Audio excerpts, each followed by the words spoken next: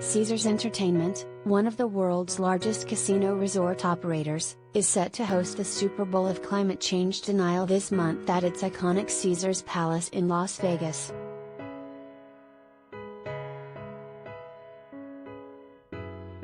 On October 15, the Illinois-based Heartland Institute is scheduled to convene its three-day international conference on climate change, an annual confab at which the right-wing think tank that cut its teeth shilling for the tobacco industry in the 1990s parades its stable of pundits and contrarians who reject climate science.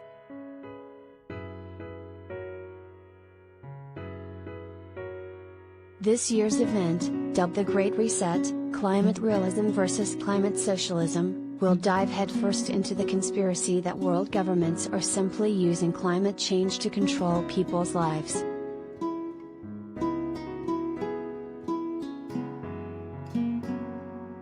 The global climate agenda, as promoted by the United Nations, is to overhaul the entire global economy, usher in socialism, and forever transform society as one in which individual liberty and economic freedom are crushed, reads a description of the event.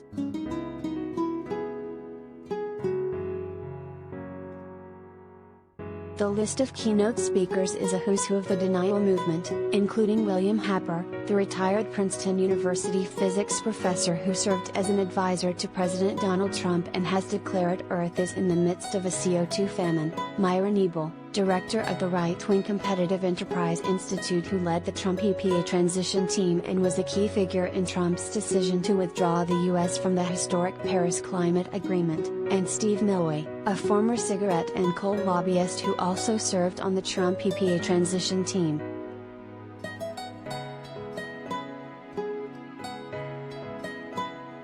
Like most casinos, Caesars Entertainment hosts all kinds of events. The company itself donates to candidates across the ideological spectrum, but, since 2012, has generally contributed more to Democratic campaigns each election cycle.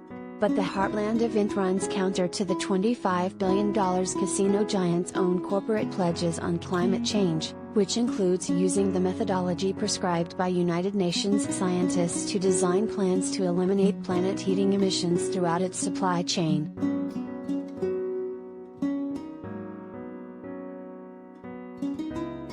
The company's website features an entire page on climate change and its commitment to science-based goals.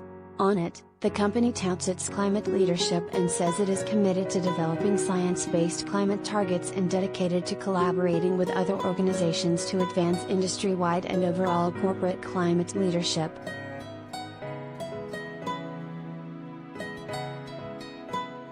The firm, which owns Caesars Palace and dozens of other casino resorts, did not respond to HuffPost's request for comment Monday.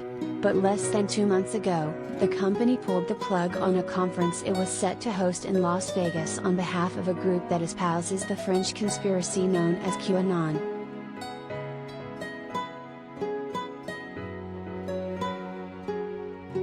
The Heartland Institute's conference was initially christened the Non-Governmental International Panel on Climate Change, or NIPC. The name was an unsubtle attempt at branding Heartland's modest gathering of fringe scientists and political cranks as a legitimate alternative to the UN's Intergovernmental Panel on Climate Change, the premier global climate science body made up of top researchers from more than 100 countries.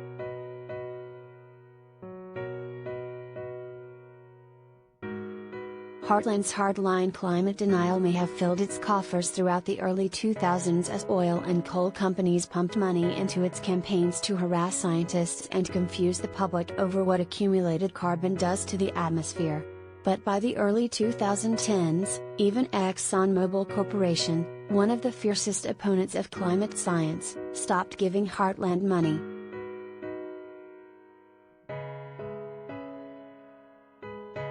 Far-right megadonors stepped in to fill the void. Hedge fund billionaires Robert and Rebecca Mercer began giving the nonprofit millions. The donations helped prop up the institution, giving Heartland newfound influence in Washington when former President Donald Trump, a fellow recipient of Mercer money, took office and began a damaging but quixotic quest to blind the federal government to the long-understood realities of fossil fuel-induced warming.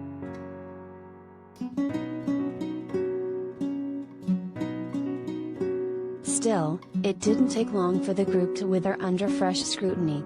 In 2017, while goading the new Environmental Protection Agency leadership to host a public debate over climate science, Heartland proposed as one of its debaters a convicted child sex offender. Within months, HuffPost revealed that one of Heartland's top officials had defended the nonprofit's former marketing chief against charges that he stalked and harassed a young female employee.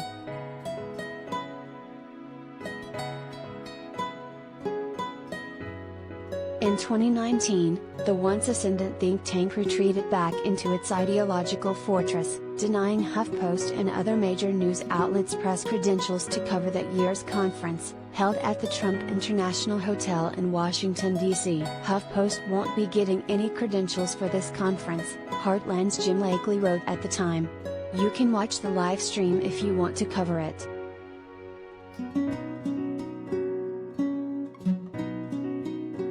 By 2020, Heartland's brand of outright climate denial had begun to lose sway as mounting disasters made tangible what scientists had warned for decades would come of unchecked emissions.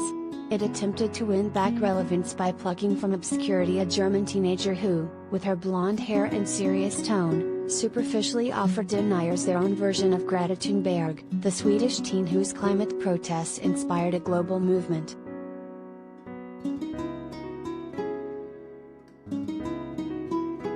But Naomi Zeipt, the so-called anti-Greta, quickly drew more negative attention once the teen's links to neo-Nazis and white nationalist agitators surfaced. Zeipt is also slated to speak at Heartland's conference in Las Vegas.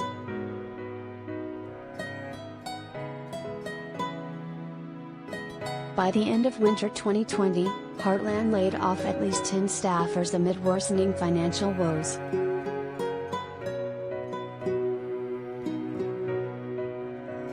Heartland is broke, one longtime staffer said in a text message HuffPost obtained at the time.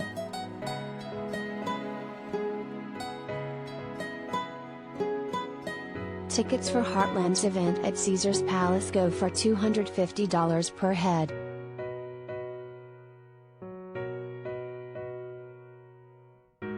Do you have information you want to share with HuffPost? Here's how.